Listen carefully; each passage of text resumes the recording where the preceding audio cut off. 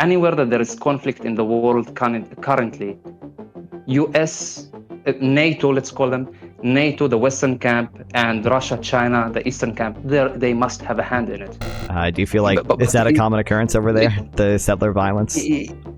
If you get the vibe of the situation, you will understand what exactly is happening. What exactly is happening that you have... Even after 48, when Egypt was occupying Gaza, there were attacks from Gaza into Israel. Now you can argue about the way Israel responded to those attacks, but I think there were enough Jewish people living in that area that had enough military might where Palestinians should have been looking, and the Arabs in general, should have been starting to make concessions. But I appreciate the conversation, especially with people from Israel or Palestine, or Ukraine or Russia.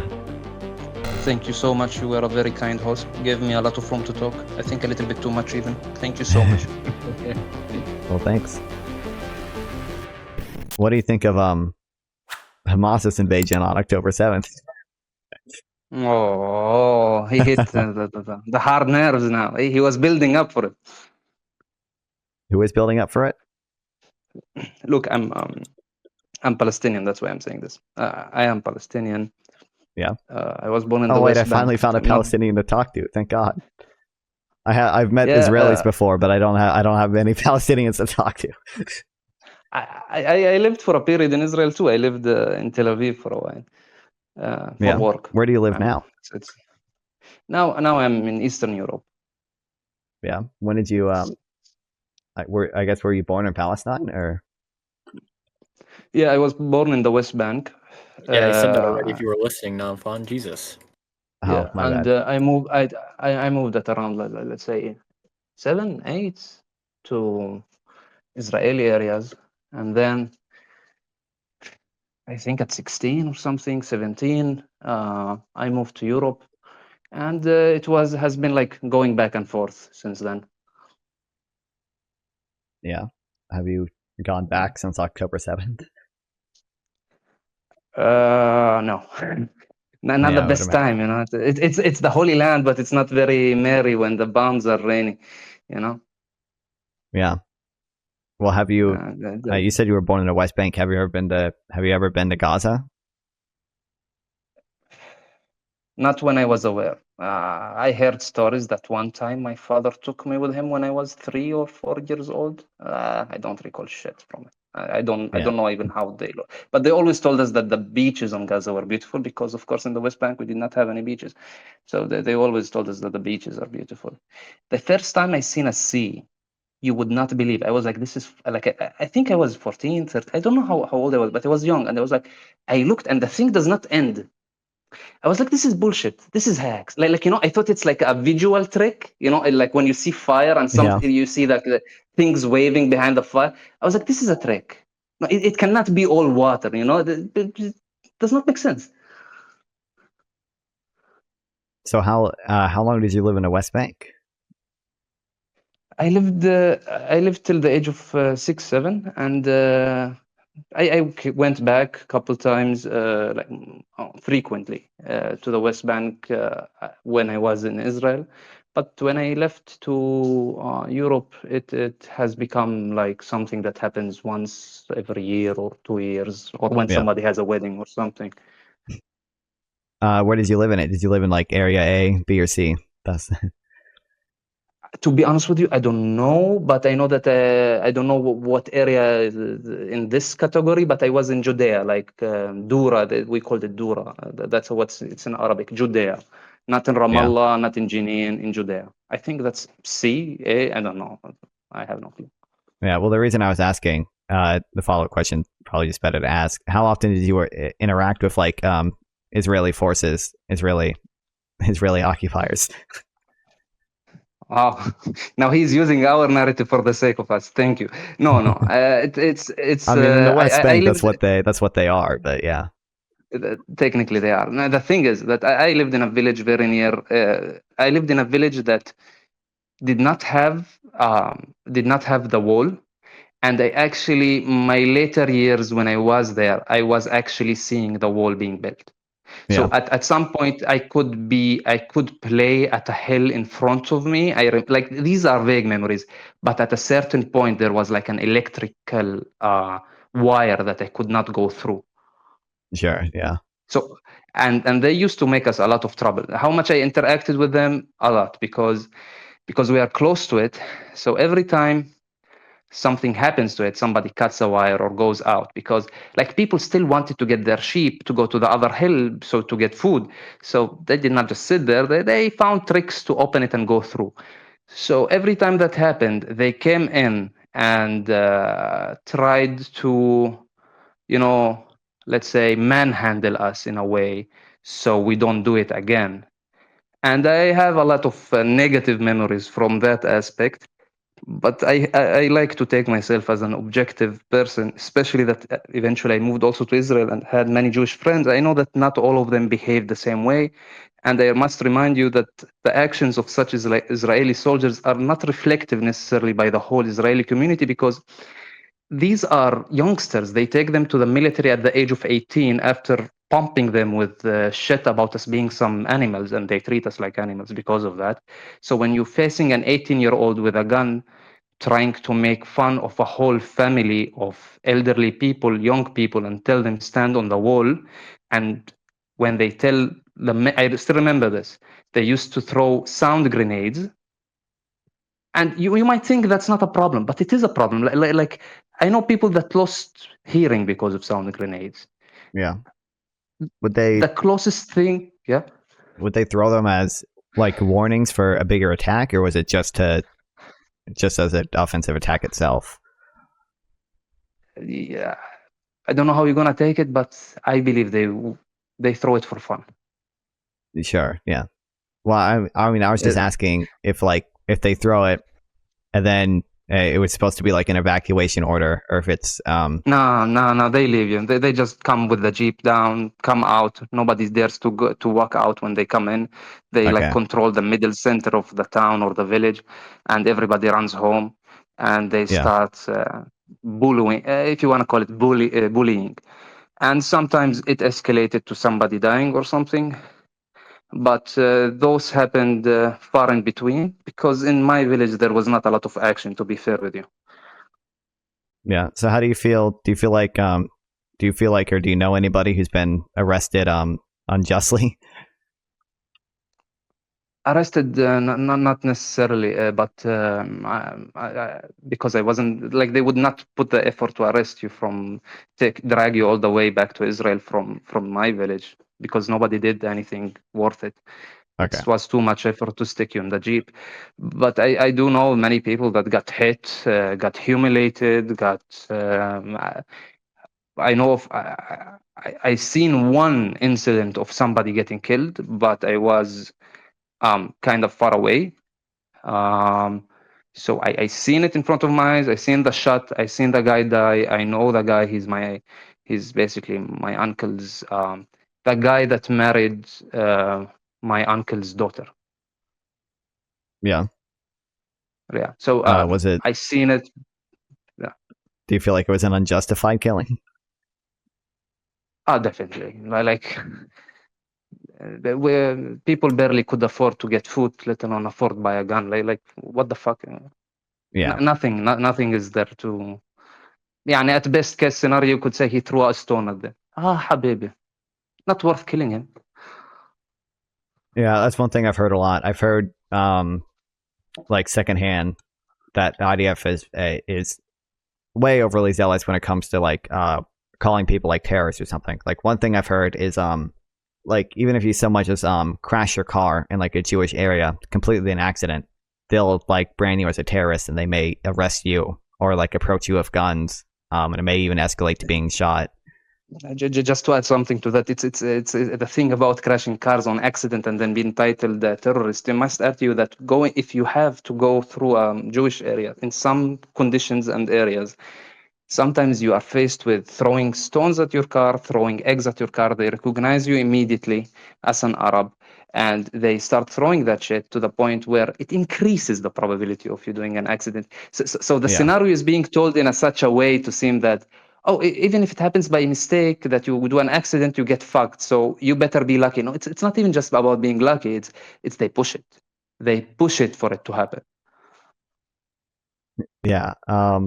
That's interesting. By the way, because as soon as the car stops, you are basically dead meat. You are a terrorist. If a cop arrives, you are shot. If you fight back the what they are called, the settlers, you are fucked. And usually in those areas that this mostly happens, it's an area where it's Israeli army but not Israeli police, and the army has no right to touch an Israeli citizen. So if he sees a settler killing a Palestinian kid, he is not allowed to stop him. Yeah, that's one thing I've heard. I've heard a lot is that Israel seems to be unwilling or unable to crack down on any type of settler violence against the Palestinians. So, like the settlements that Israel builds within the West Bank, if they decide to try to go burn down a Palestinian village one day, for whatever reason, the IDF is basically unwilling to do anything substantive about it. Do you feel like is that a common occurrence over there, the settler violence? If you get the vibe of the situation, you will understand what exactly is happening. What exactly is happening that you have areas controlled by Israeli forces, Israeli military, that are not allowed to put any form of force upon the settlers. But on the other hand, they are allowed to bully the Palestinians. Now, the thing, what happens is that when you imagine me and you are a settler, and I have my house, you have your house, and you see that Palestinian, through the last 10 years, Israeli has cut him so much from other villages, and now he's like a lone wolf in the area, if you feel me. Like it's the last Arab family or the last two Arab families. What the hell is he gonna do when you start sending a couple of children in the middle of the night throwing stones at his cars? How much damage will, and when you break his new car or his old car, how many times will he replace it before he decides this is not worth it, I must get out of here? How many times are you going to bully his girls or try to sexually harass them? And of course, you don't do it directly. You send the kids to do it, because the kids cannot commit sin, ya habibi.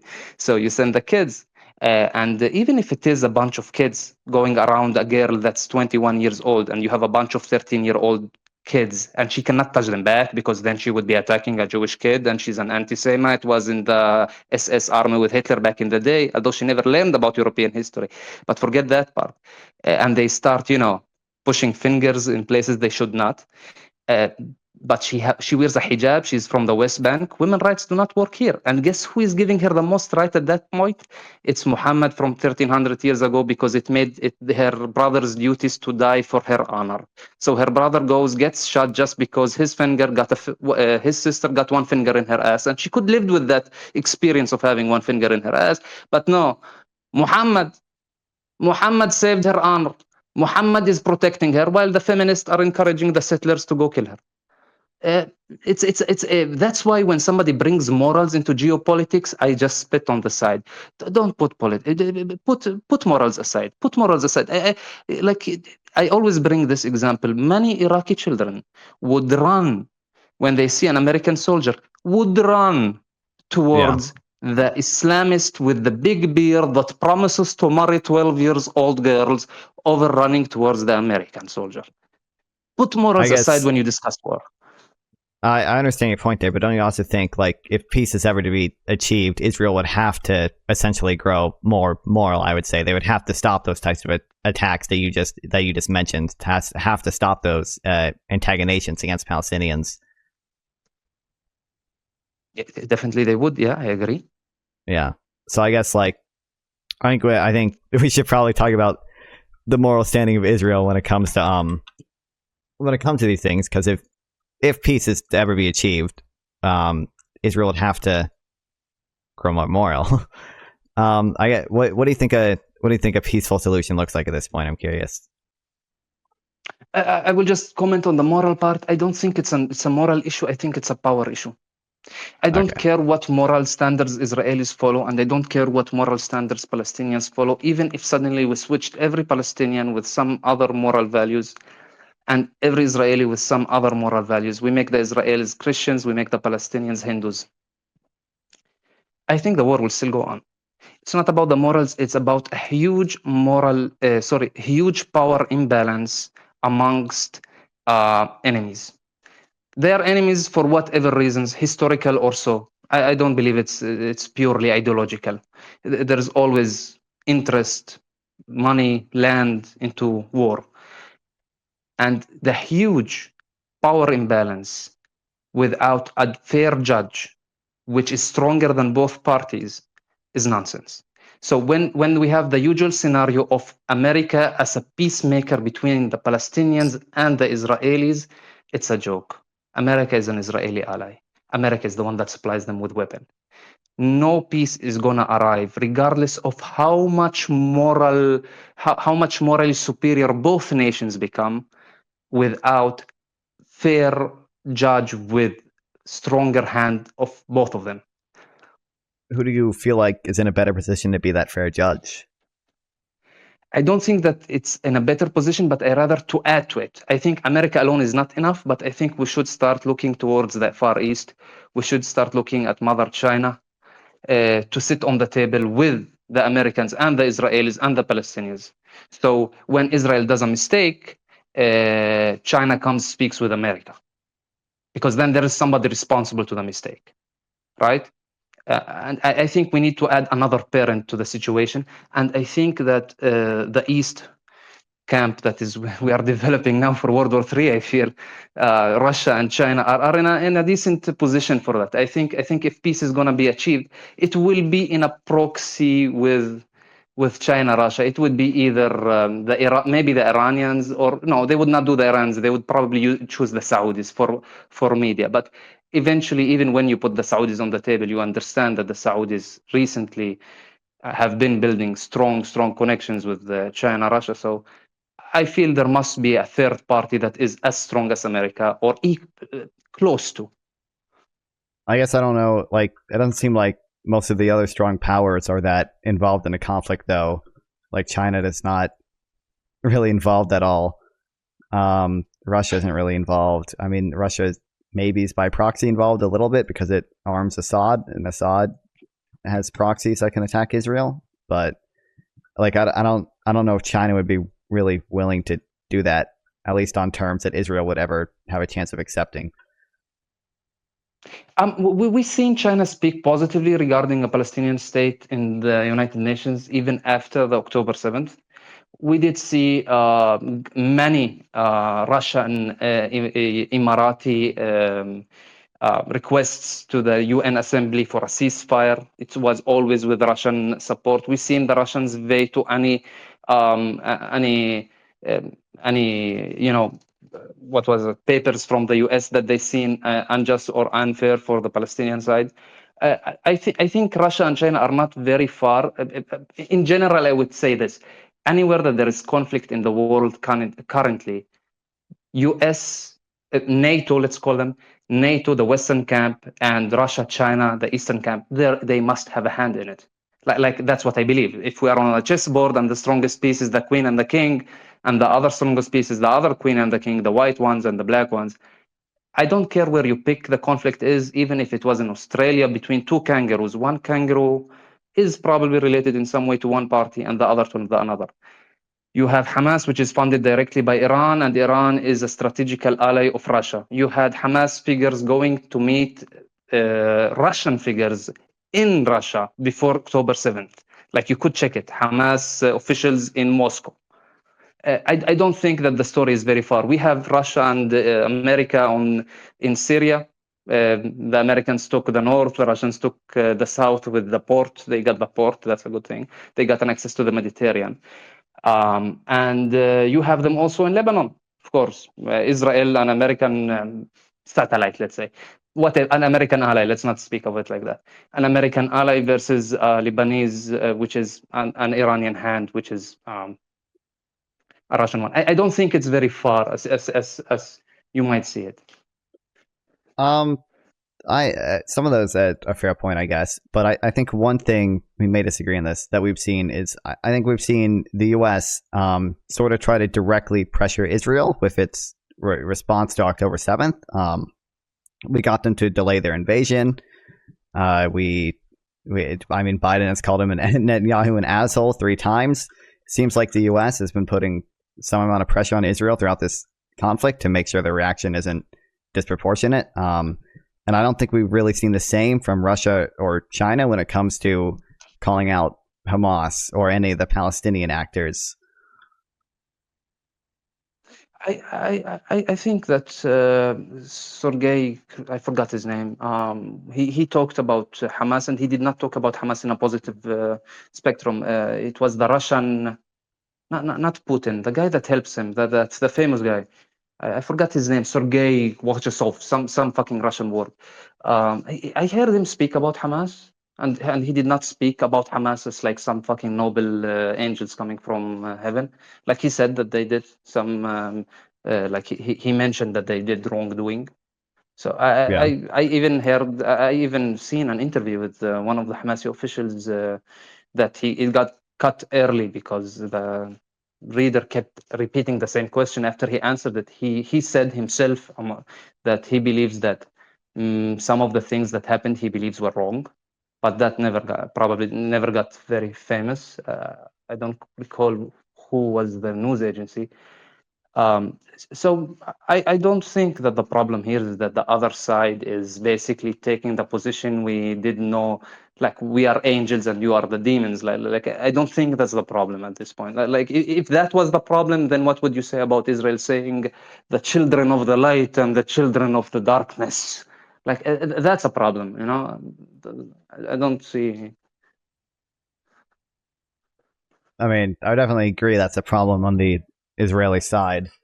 I don't know. I don't think that the Palestinian system is much, or the Palestinians are fare much better in that specific respect. There is obviously a power imbalance between them, though, which makes Israel kind of worse because they're obviously 1,000 times more powerful than any of the Palestinian actors. But I guess so. What do you think a good basis would be for that, for a solution, though? Like, let's say we got the U.S. and I guess China or Russia to come to the table. What would good terms look like to you? And do you think Israel would ever accept those terms? A good term would be establishing a Palestinian state that has the right to put ground-to-air defenses on their land, ground-to-air weapons on their land. That's the definition of a state. When I have the right to defend myself, right? We always say that Israel has the right to defend itself. So yes, we need a Palestinian state that has the right to defend itself. If you are afraid that they're gonna be aggressors, guess what? That's life. That's life. Maybe in 200 years the war will start again, but still, them having that balance, it would actually ease the moral ground, in my opinion. And I hate touching on morals, but just for this one, when it comes to politics, having two enemies that are at least closer in the gap of power, in the principle of the least amount of evil, I think you would be closer because then it would be a deterrence factor. It would be the same way that when the Russians got the nukes too, like they mingled, danced around the war, but they never really hit the nail in the head and did the war. But when you have one group is so weak, it's like torturing an animal. Like he's so inferior to you in power wise that who the fuck can stop you from every 2-3 years to go to fucking bang him on the head or even pressure him in certain ways that will never get to, let's say, American media. What would an American understand about Israelis entering the Aqsa Mosque, the holiest place in Islam? What Americans would understand about going through Israeli checkpoints? And you have to, because there is almost no other source of living, and getting bullied, harassed, always sexually threatened, in many cases, if not directly, implicitly. So what do Americans get about that? And when you tell an American, well, maybe some of the aggression that happens from the Palestinians is due to that, the American runs to his Bible of political slogans and say, there is no justification. There is no, are you Moses coming with slogans? Did you live there? There is no justifications. Like, how many kids do you need to lose till you tell me there is no justification? Okay, Habib, there is no justifications. There is no justifications to anything. So it's a mess. Well, I feel it's a joke, you know? what part? I guess what parts of like, do you think October 7th was justified? No, I cannot say that. As long as America has that nuclear arsenal with them, I cannot say that. Maybe after World War III, I might dip into it, but I don't say it was justified. Many wrongdoings happened in it. But it's all what I would say that it did not happen in a vacuum. You know, a political question answered, a diplomatic question answered with a diplomatic answer. It did not happen in a vacuum. That's all what I say. And a lot of bad happening, a lot of wrongdoing happened in it. Sure, but I think probably it's going to be our main point of disagreement. I guess the big question would be, do you think if Palestinians were more peaceful, do you think Israel would be in a better position to accept a Palestinian state? They are weak. What does it matter if they are peaceful or not? I mean, I feel like a big concern of Israel is that if there is a Palestinian state, it would make it easier for Palestinians to enact violence against Israel. Because, for example, a fully sovereign Palestinian state, I mean, you mentioned this earlier, they would be afraid that they would be aggressors, especially with the history of, I mean, we can talk about whether they're justified or not, of terror attacks against Israel, of rockets being launched into Israel, and all these various things. Should they go to Cairo too? Also place Israeli soldiers in Cairo because they did a war with them a couple of years ago. So what? Well, actually, when they have a state, now they have something to lose. I think actually a big part of why Palestinians are aggressive because they have nothing to lose. When you threaten them suddenly, oh well, look, you have a decent quality of life. Your children are almost living as the homeless people in New York. Look what an upgrade. Do you want to send them back to the graveyards after you reach such peak? No, we want to keep this. But when you have no hope for them, no jobs, no work, nothing at all, zero, a guy that just wants to cope with cigarettes can't afford to buy 2 packs of cigarettes a month.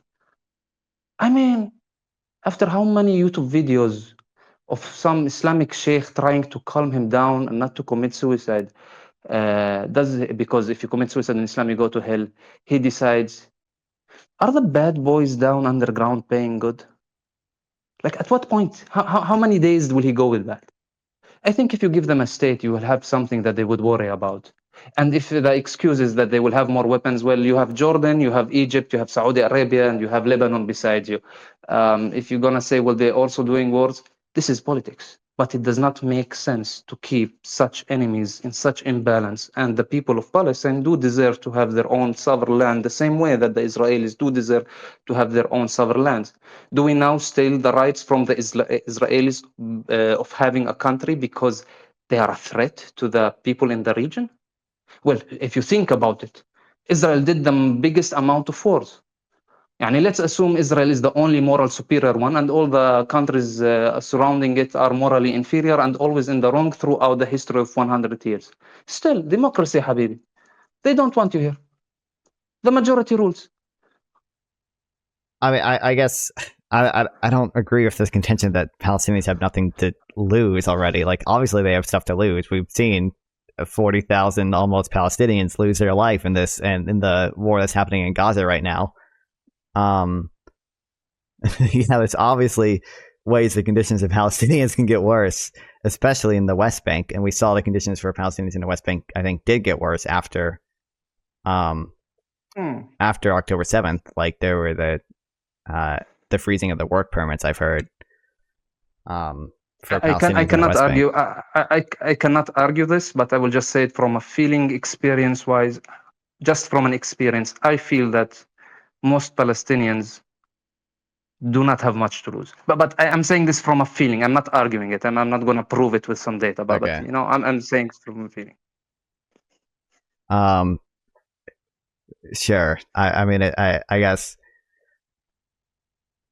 it again. Like, our main point of disagreement is going to be, I don't believe the conditions for Palestinians would be as bad if the Palestinians were more peaceful.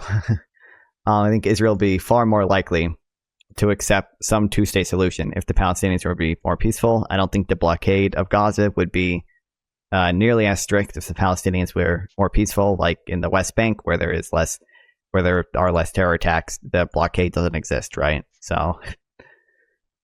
And the West Bank, it doesn't exist because they don't have weapons. Well, I mean, kind of. That's half my point. Yeah, where we aren't seeing as many terror attacks, we aren't seeing as many restrictions on Palestinians. But we've seen more land grabs throughout the last 60 years. Where in Gaza, on the opposite side, we've seen Israel once retreat from Gaza in 2015. I would argue that they did not retreat because Israel was morally superior, but rather because there were pew guns at the Israelis while there. That is kind of true. I think it's very unfortunate that most of the gains Palestinians have gotten have been through violence. That's probably what keeps feeding into this. Why do you call it violence? Let's not describe it in a moral way. It is violence, in fact, but you understand that the whole narrative changes if you say self-defense. Well, the problem is, I would say something like so.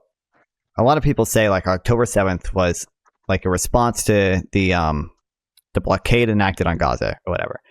The issue I'm going to take is I'm going to say there is no self-defense of self-defense, basically, because I believe the blockade was enacted in self-defense. I mean, we could keep going to the start and say Hamas did not form before the IDF. And then we could tell you, well, they started it first. Well, Hamas did not exist. Hamas didn't exist, no, but there was there. I mean, there were attacks from Gaza all the way back from even after 48, when Egypt was occupying Gaza, there were attacks from Gaza into Israel. Now you can argue about the way Israel responded to those attacks, but wait, are you telling me that there were attacks by a bunch of people that barely found guns at a state that was funded when it started by Britain, and later on it was funded by the number one superpower on earth, America? Like is that even comparable? Well, what do you mean comparable? And then attacks. Why are you saying attacks again? Like, aren't they defending? I mean, that's what they land? were. Well, they weren't really defending the land that they had. They were attempting to gain back land that was from the 48 war. Well, it depends what time period you're talking about. Either from 48 or now the 67 war. Yeah, in general, we were speaking on that early period. In general, I can't get specifics, but the idea is that you understand that there is many of those people that were fighting would actually hand you documents of the location of their house, and they could go to their house and show you their family pictures in the house. Sure, which is why, like in the early period, I would be much more inclined to say that these people are acting in self-defense. Now, they did reject the UN proposal, but I'm much more inclined to say they're acting in self-defense because there were people who moved to their land. Why did they reject it, though? Why did they reject it? Because they didn't want the Israeli state there. The Israeli state? No, they did not want their home with their pictures gone. It's a different mentality. One mentality comes from Europe, Nazi Germany, where they hate the Jews, and the other one comes from, that's my fucking house over there. Well, I mean, the initial partition plan, I think Israel had 45% Arabs in the initial partition plan. It was only after the 48 war where we started seeing expulsions, right? I mean, there was definitely some war happened, though. Because the Arabs rejected a peace plan after the Zionists moved there. Moved there from where? Moved there from a lot of places, mainly from Europe. When they stepped in and they moved there, they knocked on the door and asked nicely to get in, or did they shoot a couple Palestinian kids dead? It depends. Most of it was them buying land in the early stages. They were buying lands from rich people in Turkey and from rich Palestinians. But again, right. I'm much more inclined to say no violence. No violence was done. I'm not going to say no violence was done, but so during this time, there's been some level of violence since like 1920, with the first revolt in Palestine, first Arab revolt in Palestine. I'm not going to say there's no violence done, and there were for example, the practice of like Hebrew labor, where Jewish people would buy farms and only let Hebrew people work in them because they wanted to build their state. That's obviously a level of violence, which again. And again, would you take me if suddenly all the Arab Israelis, the 20% of Arab Israelis within Israel, go land in Tel Aviv and say we want a fucking national Islamic home within Tel Aviv? Would you say that they are peaceful? No, which is why, again, what I said from the beginning is I'm much more inclined to say that the people in 48 were acting in self-defense than I am to say that the people now are acting in self-defense. Okay, well, the thing is that I feel that you just cut 48 out of the timeline. It's a continuation. It's like his grandfather was fighting, and now he is fighting after his grandfather died. Like it's the same conflict prolonged. The only difference that before, when his dad was alive, that settler's house was 20 kilometers away from his land. Now it's also taking his fucking farm. Like that's the only difference. Like there is stories of Israeli soldiers setting the law that nobody is allowed to leave his house, and at the same time telling you that in 24 hours, if you do not step foot in a land you own, you lose the land to the state of Israel. Well, I mean, I guess That's very peaceful, do you believe Habibi. this right to try to retake your land ever lapses, or do you believe Palestinians just have an infinite right until the end of time to try to retake the land they once had? It depends. It depends what you also believe. Do you believe that the Jews have right to that land because their ancestors were there 2,000 or 4,000 years ago? If you say No, yes, then yes. I don't believe that they had a right to that land just because their ancestors were Okay, there so you 2,000 years believe ago. so you believe they But came there illegally. You believe they did violence illegally in that land. well, it wasn't necessarily all illegally because Britain allowed them to immigrate there. But and they bought land legally, at least in the early days. Britain was a colonizer. We know that. Yeah, well, I was just saying your point was illegally. Legally, most of the Jewish immigration there was legal in the beginning until actually after the Arab. There is records of British mandate telling that many parts of the Jewish immigration there was not approved by the mandate. There is many documents I was just of that. about to say that after the first Arab revolt in Palestine, the British restricted Jewish immigration to the area, at which point there were illegal immigrants to Israel. I think tens of thousands of them were actually stopped. Palestine. Back then it was known as Palestine. Sure, to the region of Israel and Palestine, the Palestine Mandate. Right. Okay, yeah, and also even at this point, we agree that there was many illegal shit. There were gangs formed by Jewish mafias getting weapons. God knows from where. God knows from where they got those weapons. Supposedly, they are coming as weak. I don't know, runaways from what is happening in Europe, but they have so much weapons suddenly. I wonder who gave it to them. And we already agree that even on that level, there is a wrongdoing by the Israelis, but let that alone. Let's jump a level above.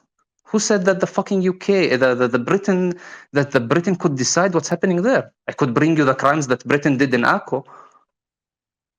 Well, I'm not necessarily the British Britain. killed many Palestinians. My point was just that legally, a lot of the immigration was legal because of the Balfour Declaration. I mean, Britain had gotten the mandate for Palestine after World War I, and they let the Jews immigrate there. And we a lot of the buying of land. No, that's what I'm saying. I could say that Britain was not legal there. By what basis illegal? By the basis that if I come to your house, take it out of you because I have two armies behind me, it's illegal because the British are from Britain, not from Palestine. But it was a mandate given to them by the League of Nations. It was legal under international law. Legal under international law, but we're talking about an international law dominated by them. You can make that point. The only point I'm making here is that it was legal. So so you are arguing that so this is an empty argument in my opinion. Like basically you're saying just because they had the upper hand so they could decide law, what the fuck? Like come on. Like now basically what you're saying if suddenly what you're saying is you're basically now saying if Hamas suddenly became strong, like if Gaza, Palestine became stronger magically than Israel, and they could decide the United Nations law, and the United Nations comes out with a law that says Israel is an illegal state, then you would agree with the United Nations. I'm not. Do you want to talk morally or legally? What do you mean I would agree with them? Okay, well, then if you separate it, do you think it was moral? You said that you believe it was legal, but do you think it was moral? What happened Not to the necessarily, Palestinians? no. I think most of it. I don't. No. Okay. The early phase of Zionism, no, I don't think it was moral. I don't think they had a right to move there. We don't disagree. We don't. Okay.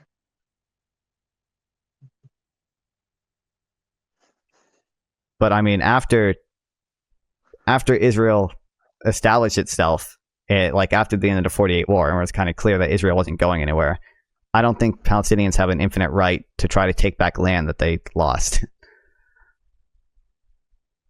I think at some point you have to start making concessions for peace. Tell me the number. What is your magical number? After how many years? And how did you decide? I don't know if there's necessarily a magical number. It'd be like hard to draw the line, but I would say they have clearly lost it at this point. Okay, so you believe it's less than fucking 5 years then, if you say that they already lost. No, I mean like today. I meant at this point, I mean today. So roughly, give me a rough estimation. Do you think if Hamas did this, let's say if Hamas existed in 1950, would that be reasonable? It might be more reasonable, but I would say that... No, not more reasonable. I want the point of time where you would tell Hamas, bravo. I don't know if there's necessarily an exact point in time, but I would say basically after the armistice agreements were signed, I think there were enough Jewish people living in that area that had enough military might where Palestinians should have been looking, and the Arabs in general, should have been starting to make concessions for peace, but they were unwilling to do so. To be fair, Israel was... But you did not give me a point of time where you would support the Palestinian side with an all-out blank check on attacking.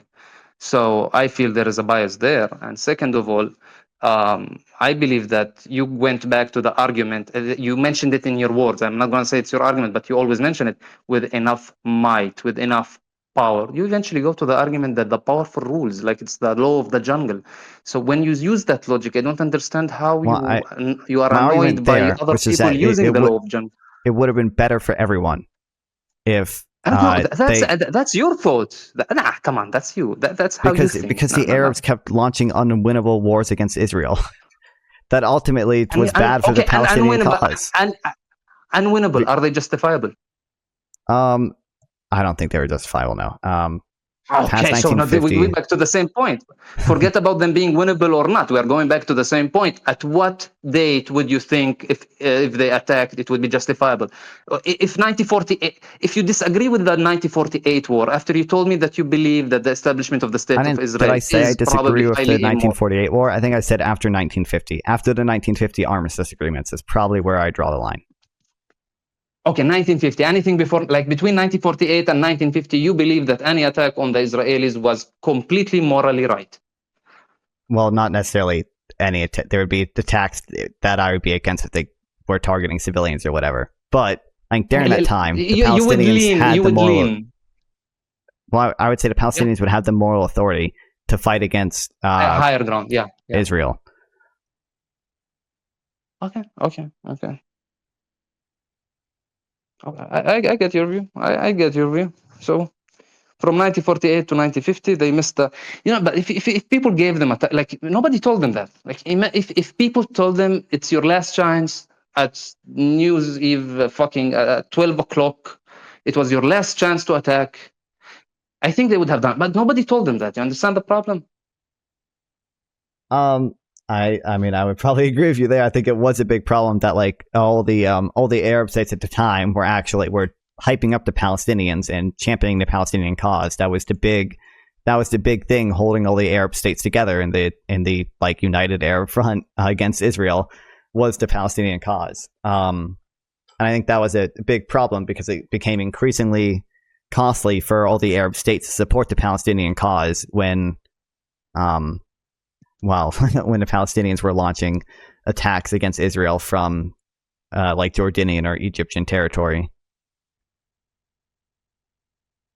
I will not get to when was the Palestinian cause beneficial or harmful to the other Arab states, but what I could tell you that I strongly believe that October 7th, I'm not speaking from a moral standpoint of view, I'm talking now politics or benefits. I believe has benefited many Muslim states greatly. Like from benefit-wise, of course, people died on both sides. That's a fucking morally horrible situation. Every war is horrible, but there is also fucking, benefits. I believe that currently, at least, this war has benefited many Arab countries. Many. Can you give me an example how it's benefited an Arab country? I don't really know if this war has. Okay, you start with Saudi Arabia. Saudi Arabia has been for a prolonged period of time trying to do a couple deals with the US, and I believe Saudi Arabia has got much more room on the table regarding their requests, regarding the American demands of them making a public peace with Israel. You could imagine that now when Saudi Arabia sits on the table with the Americans and the Americans want them to make peace with Israel publicly, you could imagine that under the current circumstance, the Saudis have a lot of leg room to say, well, look at the fucking situation. You want us to declare that we accept Israel in such situation? You must give us more. I feel geopolitically Saudi Arabia is very comfortable in the situation right now. Like, I think they can make much more demands. There was a lot of talk about, there was actually before October 7th, talk about America wanting part of the deal with Saudi Arabia that they would guarantee. This happened before October 7th, that they want the Saudis to guarantee them to not sell oil to China in case that America has entered a war with China. That was actually part of the deal. But in exchange, America was promising to transfer nuclear technology to Saudi Arabia, not necessarily weapon-wise. They did not declare weapon-wise, but doesn't matter. Like reactors, nuclear reactors for electricity. So I believe that now it just makes sense that countries such as Saudi Arabia have much more leg room with the negotiation table when they sit with America. That's on one hand. Second hand, you have Egypt. For Egypt to, let's say, Egypt plays a key role in this war because I believe Hummus could not survive without Egypt, because as you understand, a small mafia such as Hummus would not survive against a military such as the Israeli one under the support of the American fleet that actually reached the Mediterranean, could not have survived without the tunnels that connects them with Egypt. And I believe it's no coincidence that Egypt is receiving such huge funds from the US for all of these years, because without Egypt, Hummus would be even greatly stronger. But also, Egypt has kind of in a very beautiful space where they do not have to surrender completely to the American camp. They can play on both camps, because America is not in a position to declare war on Egypt, although they know they are the source of the problems that they are doing to their ally Israel. Because as soon Israel can get to the other side of Rafah, you basically cut Hummus inside. Like, they will be dead business. Yeah. That drives them crazy. So I think Egypt was in a very sexy position. They got multiple offers. It was even public. Such offers usually should be private. Multiple offers of 20 billion to even receive the Palestinians. They never received the Palestinians to Sinai, but I bet you that they got so many good things in exchange of not necessarily accepting Palestinians, but to ease down how much Hummus can fight. Like you could realize that this could have went an all-out fucking pumping soldiers into Hummus. Like you have seen a bunch of 1 million residents that many of them live in a mafia scene. You could pump Egyptians into there. Things would escalate, but it could be in a gray area still. Like, Egypt could have played more dirty. I think also Egypt benefited from this greatly. Also, they were invited to BRICS or something. I forgot. And a reminder: when you do you know that Egypt fought Israel before? Yeah. Who was funding Israel? During what time period? 67, I think. I forgot exactly. In No, not 67, 67. it was mainly France, right? No, I forgot which one. Which one was the Americans funding them? A lot of them after 67 and 73 and on, basically. 73. Yeah, 73. Was the Soviet Union still there in 73? In 73, yeah. Okay, and you could go back to that war and check who was funding Egypt. You will find it was the Soviet Union, I think. Was the Soviets, one of them, yeah. or manual. Yeah. So just to give context to people that hearing us, it's Egypt is technically, if you want to speak, who do they sleep in bed with? The Russians. Like majority of the Middle East, when they speak with America, they speak because they have to. But if an all-out war go out, like everybody is shooting, World War III is on the bed. Egypt, even the Jordanian king came out at the beginning of the war and said, if the Israelis push too much into Rafah and start taking Palestinians to Sinai, even the Jordanian king, which is supposedly a great Israeli-American ally that was defending Israel from the Iranian rockets, very beautiful scenery, even he came out and said, we will act if you start kicking Palestinians to Sinai. And the Israelis were like, what the fuck do you have business in this? And he used the blame excuse that the West Bank cannot be separated from Gaza. Like, you know that he's not your ally. Like, you know that down deep, he's not your fucking ally. So he's the ally of who? China, Russia. So basically, what I'm trying to say is, no, I feel everybody in the Middle East, except Israel, has benefited greatly from this. I mean, and the Palestinians, of course, they got fucked. I feel like most, like Egypt, I think we give Egypt almost $1 billion in foreign assistance a year. Yeah, you have to. Even before the war. Yeah. The Suez Canal, you forgot? They control that too. What, Egypt? Yeah. Yeah. But I'm just saying, I don't think Egypt cooperates as closely with Russia as it does with us at this point, ever since the Soviet Union fell. Or actually, ever since they made peace with Israel in 1979. One of the big reasons that Sadat wanted peace with Israel is because he also knew it would mean cooperation with the U.S. and economic assistance from the U.S. Egypt was pretty close to bankrupt at the time, and they wanted economic assistance from the U.S., and they knew the easiest way to get that was to make peace with Israel. But I've read a little bit about Saudi Arabia stuff. I think there's been deals, with my understanding, that like Saudi Arabia would recognize Israel if the U.S. gives them a defense guarantee. I don't know necessarily if they've gained any ground on that since October 7th. I would just imagine that whatever was offered on the table now is more, because you imagine that there is more damage to Saudi Arabia if they recognize Israel amongst the Muslim world right now. Wouldn't you agree? They would be damaged more than back then. So sorry, they would ask for what you say? They would be. Why do you think they would gain more ground? Before October 7th and before all of this, if Saudi Arabia agreed to a peace deal with Israel publicly, okay, they will have some backlash from the Muslim world. But how much backlash do you think they will have if it's now? Do you think it's more or less? I don't really know, actually. I feel like... You think that the Muslims fell in love more with Israel after the war? No, but I think they may realize that it's still pretty costly to keep championing the Palestinian cause when Palestinians keep launching these attacks against Israel. I'm asking you, do you believe that Saudi Arabia is getting more negative points from making the peace now rather than back then? Publicly, are they getting their benefits? Are they getting damaged more or not? Maybe they are not getting into below zero, but if they were plus 20 back then, now they must be plus 16, because the public opinion, at least, wouldn't you think? Wait, I feel like when you say public opinion, what do you mean? You feel like Saudi Arabia is going to be hurt less now after October 7th? No, I'm saying that Saudi Arabia... Do you believe Muslims love Israel or hate Israel in general? In general, they don't like Israel. Okay. So, do you think Muslims don't like Israel more before October 7th or now? I would guess now.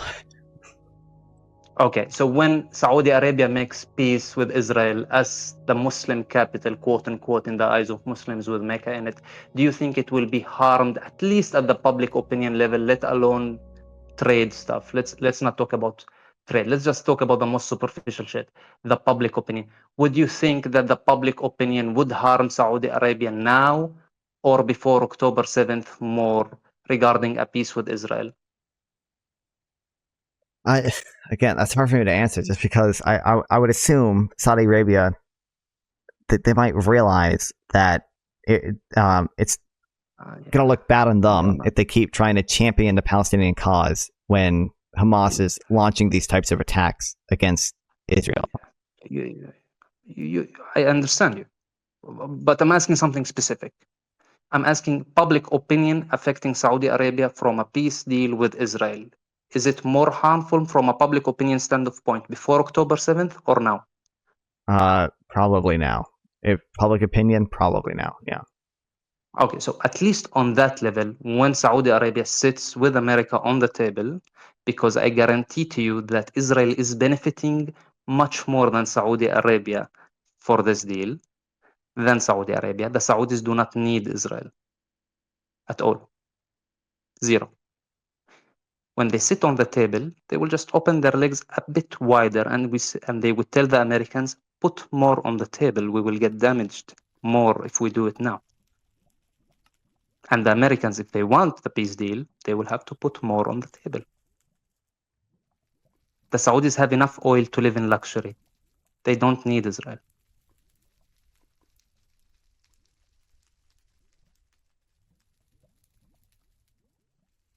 Wait, Isaac, please, what is this? Please enter the name you want to know your friend as. It's just nickname, basically.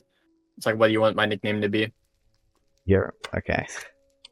Just put like Isaac. Yeah, it's fine. Okay, I think I sent it. And then copy yours. It's that thing in the bottom left, and send it to me. All right, I sent it. And then just go to the main menu, and you should be able to join soon. Once I get it all figured out. And by that I mean I just do the same thing you just did. Is this up 24/7 or is this No, it's Is it like- peer-to-peer. Yeah, okay, that's what I thought. Yeah. What is this? I'm interested. Minecraft. Oh, I used to play Minecraft. I used to love modded Minecraft. That's what we're doing. Stone Block 3. Best RPG mode is Advent of Ascension. Check it out. It's a whole MMORPG in Minecraft. They made a new MMO one. It's called a Provincial, I think. And it's really good. Really? Online? Like it's a public server? Yeah, they have servers you can play on. Sure, I might try it out.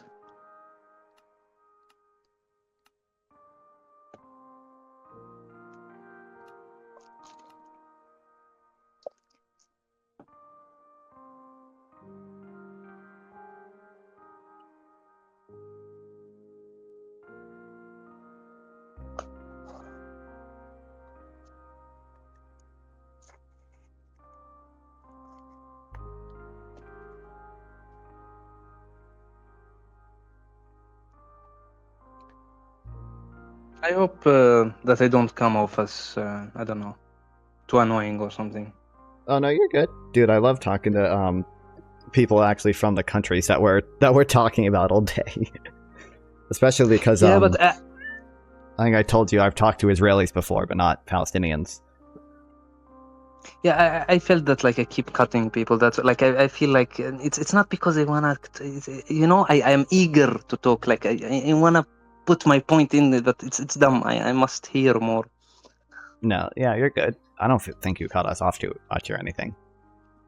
I'm happy. Can you can confirm for me, as an expert Muslim, that all cats are indeed love that. Muslim? All cats? Yeah, all cats are Muslim. I think so. I Yeah. think all babies are Muslim. I think all cats are Muslim. Well, the reason I think cats are for whatever reason cats like laying on I don't know how to phrase this. I guess like different colored things. So like if you lay a towel out on the floor, they'll go lay in it. Or if you lay, what happens a lot is Muslims have their prayer mats, and the cats will go lay on their prayer mats. On the Yeah. yeah, that's I suppose that's a good experience, you know, because you're already like you feel it's a sign or something. No, but I tell you why the cats are a big thing in Islam, because we don't enjoy touching dogs, because it would require us to do a deep cleansing to pray next time. So it takes a lot of effort to have a dog. So most people go with cats because we do not consider them as quote unquote impure. We consider dogs to have, that's the lore behind it, if ever.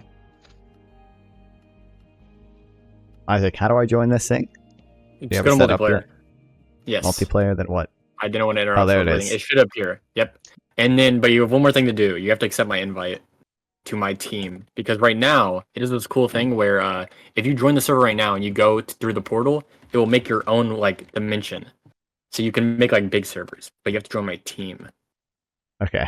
So I will now invite you to my team. It's weird. Okay, just hear me out. There, you should get a thing. Where do I get this thing? It should be in chat. Might have been in. Oh, there it is. And now, if you join my team, once you go to the portal, you should appear in my cave.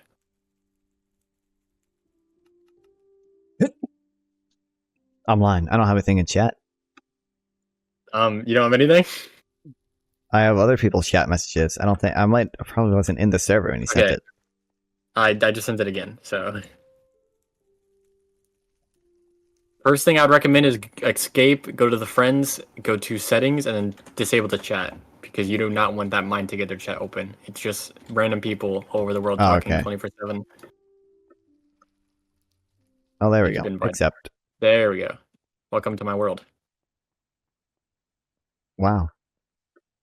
How much do you know about Stoneblock? Nothing.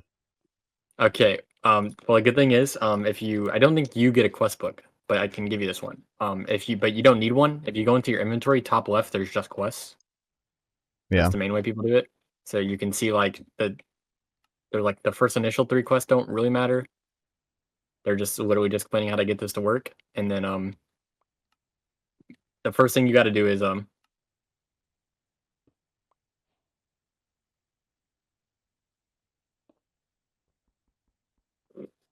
What? Gotta get some pebbles, my boy. Oh my god. It's not called Stoneblock for nothing, okay?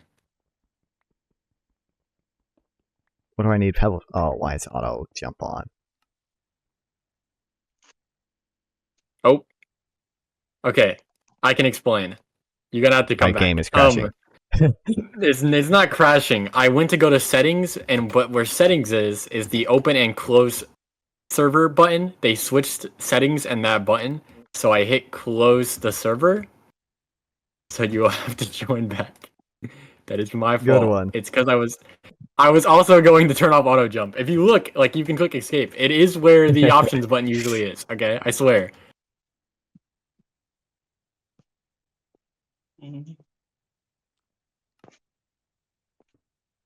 I think I just lost my fucking vape. I know. What the hell? Did I put it?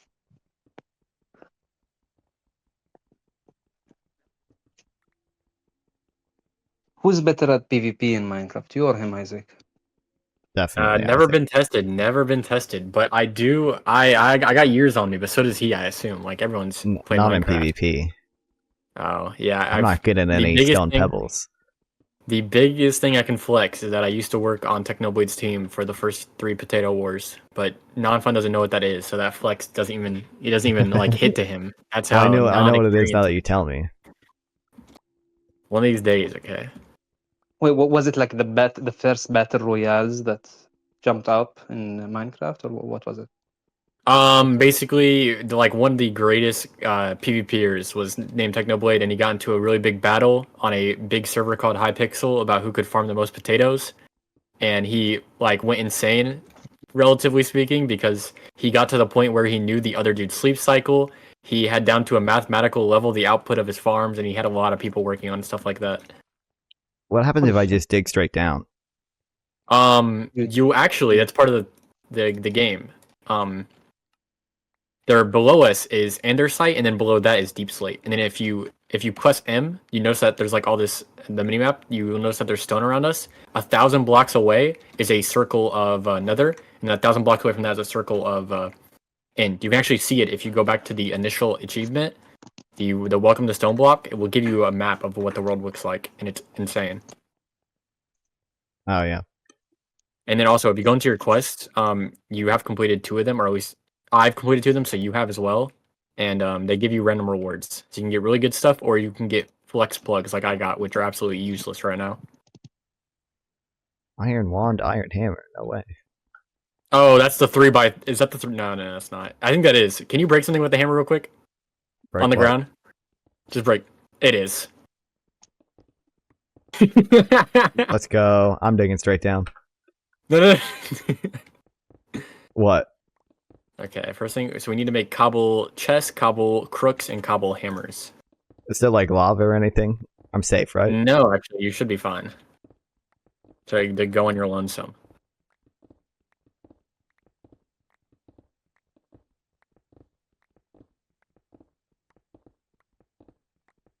Boys, I'm gonna leave you to it. Enjoy the digging. Yeah. Yeah. Just don't dig too far. You might hit a hummus tunnel. Just warning you. Huh?